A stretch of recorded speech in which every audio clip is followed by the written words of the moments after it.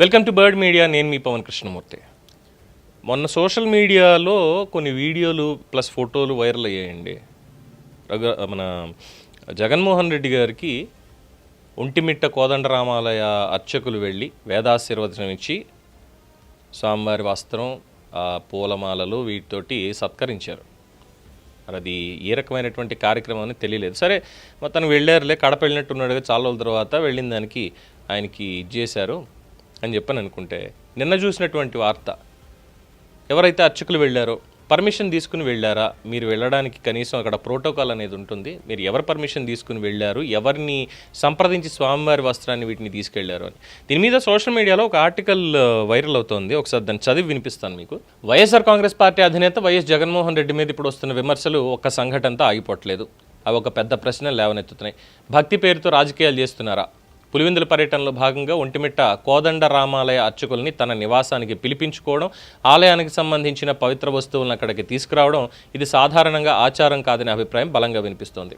Vontimitta Kodandaramalayam temple ఎంతో సమీపంలోనే ఉన్నప్పటికీ స్వయంగా ఆయన ఆలయానికి వెళ్లకుండా అక్కడ ఉన్నటువంటి అర్చకుల్ని ఇంటికే పిలిపించుకోవడం, పైగా శేష వస్త్రాలు, తోమాల సేవ వస్త్రాలు, ముత్యాల తలంబ్రాలు, స్వామివారి మాల ఇలాంటి పవిత్ర వస్తువులన్నీ తీసుకురావాలని ఒత్తిడి తెచ్చారు అన్న ఆరోపణలు పరిస్థితిని మరింత వివాదాస్పదంగా మార్చాయి.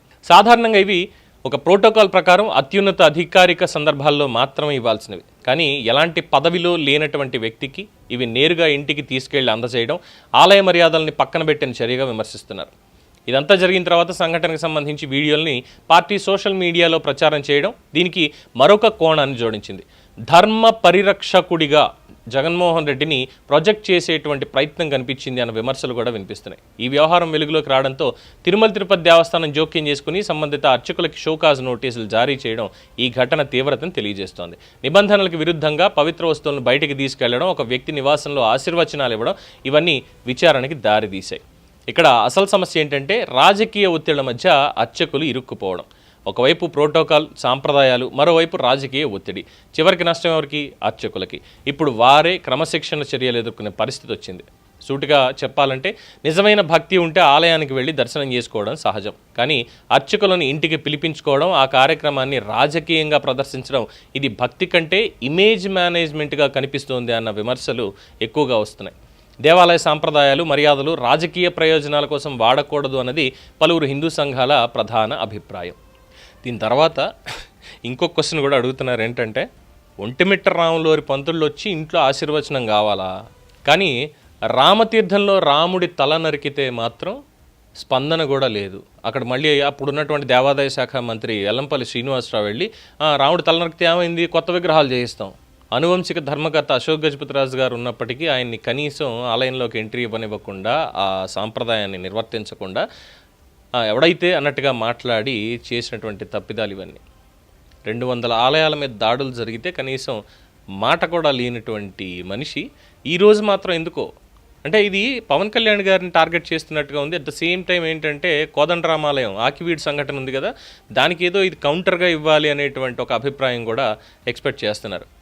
సరే, ఇదొక పాయింట్ అయితే, బయట మాట్లాడుకునేటువంటి ఇంకొన్ని మాటలు అదేంటది, జగన్మోహన్ రెడ్డి గారు వేదాశీర్వచనం ఇవన్నీ ఈ మధ్యకాలంలోనే బాగా ఎందుకు చేసుకుంటూ వస్తున్నాడు? ఆయనేమో మరి ప్రభువుని నమ్ముకున్నటువంటి వ్యక్తి కదా, ప్రభువు ఇలాంటి పాపాలను ఒప్పుకుంటాడా? పాప ప్రక్షాళన ఏమిటి అన్నటువంటి ప్రశ్న తలెత్తుతోంది. ఏం చెప్తాం, కలికాలంలో ఇలాంటి సంఘటనలే జరుగుతాయి అని పెద్దలు ఎప్పుడో చెప్పారులేండి. బ్రహ్మంగారు కాలజ్ఞానాలు రాశారు, నోస్ట్రాడమస్ ఏమని చెప్పాడు లేదు, నేను చదవలేదు పెద్ద. కాకపోతే ఏంటంటే ఇదంతా ఒక పబ్లిసిటీ స్టంట్గానే ఉంది తప్ప ఇంకొకటి కాదు. ఇంటికి పిలిపించుకొని మరి పులివెందులు వెళ్ళిన తర్వాత అక్కడి నుంచి ఒంటిమిట్ట మహా అయితే చాలా దగ్గర, ఈజీగా వెళ్ళొచ్చేసేయచ్చు. అక్కడేమో ఆయనకి సెక్యూరిటీ ఇబ్బంది లేదు, ఇంకోటి లేదు. అందులోనూ ఆయన అడ్డా కడప జిల్లా, ఎవరు కనీసం దరిదాపులకు కూడా రారు. రెండరా గుళ్ళోకి వెళ్దామని చెప్పని అంటే జనం ఇంకా రెడీగా వచ్చేస్తారు, 100-200 మంది తీసుకుని వెళ్ళిపోవచ్చు. అయినా సరే కనీసం గుడికి కూడా వెళ్లకుండా గుళ్ళో ఉన్నటువంటి అయినా స్వామివారి వస్త్రాలని కప్పేంత అర్హత జగన్మోహన్ రెడ్డికి ఏముంది? ఇది ప్రధానంగా అడుగుతున్నటువంటి ప్రశ్న. జగన్మోహన్ రెడ్డికి ఉన్నటువంటి అర్హత ఏంటి? స్వామివారి వస్త్రాన్ని, మేల్చాట్ వస్త్రం లాంటిది ఏదైతే ఉందో దాన్ని కప్పడానికి ఆయనకున్నటువంటి కెపాసిటీ ఏంటి? పులివెందుల ఎమ్మెల్యేగా ఉంటే ప్రోటోకాల్ వెళ్ళండి, గుడికి వెళ్ళండి. ఆయన నిన్న అకేషన్ కూడా ఏం లేదే, ఆయన జస్ట్ పులివెందులు వెళ్ళాడు, ఎప్పుడు వెళ్ళినట్టే. బెంగళూరు నుంచి వచ్చేసి అంటే యలహంక నుంచి తాడేపల్లి వచ్చినట్టు తాడేపల్లి నుంచి పులివెందులు వెళ్ళారు, రేపు పొద్దున హైదరాబాద్ కూడా వస్తారు, అంతకుమించి ఏం లేదు. మరి on which capacity, on which occasion, మరి ఎవరు ఇది చేశారు? ఇప్పుడు చివరాఖరికి వచ్చి నెత్తి మీద పడింది ఎవరికైనా అంటే అక్కడ ఉన్నటువంటి అర్చకులకి. వాళ్ళు అక్కడికి వెళ్ళి ఆ స్వామివారి వస్త్రం, స్వామివారిని అలంకరించినటువంటి మాల ఇవన్నీ వేయడం అంటే దానికి ఖచ్చితంగా ఇప్పుడు సమాధానం చెప్పుకోవాల్సినటువంటిది ఉంది. వాళ్ళంతటా వాళ్ళు చేశారా, లేదంటే రాజకీయంగా ఒత్తిడి, అక్కడ ఉన్నటువంటి వాళ్ళు ఒత్తిడి తీసుకొచ్చి మరి చేయించారా అన్నటువంటిది. అలాగే దీని వెనక భూమన కరుణాకర్ రెడ్డి హస్తం ఏమైనా ఉందా అన్నటువంటిది కూడా చాలామంది క్వశ్చన్ చేస్తున్నారు. సమాధానాలు లేవు. చూద్దాం, షోకాజ్ నోటీసులు అయితే ఇచ్చారు కాబట్టి మరి ఎటువంటి సమాధానం అర్చకుల దగ్గర నుంచి వస్తుందో, అసలు మొత్తం దీని వెనక ఏం జరిగింది అనేది. కానీ ఈ డ్రామాలు మాత్రం 2014 ఎన్నికల ముందు నుంచే, ఇంకా మాట్లాడితే 2014 తర్వాత స్వరూపానంద అప్పటి నుంచే మొదలుపెట్టించారు. జగన్మోహన్ రెడ్డికి యజ్ఞోపేతం ఉండదు, కానీ యజ్ఞోపేతం వేసేశారు.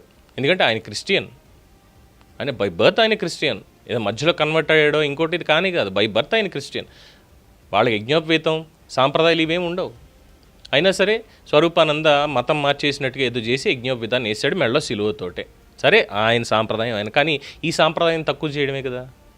ఆ తర్వాత నుంచి ఇంకా వరుసగా చూస్తే ఇంట్లోనే గుడి సెట్టేసి చేసినటువంటి కార్యక్రమాలు, దానికి ఖర్చు పెట్టినటువంటిది ఇవన్నీ కూడా చూసాం. ఏ రోజు ప్రసాదాన్ని కనీసం సరిగ్గా తిన్నటువంటి పాపాన పోలేదు.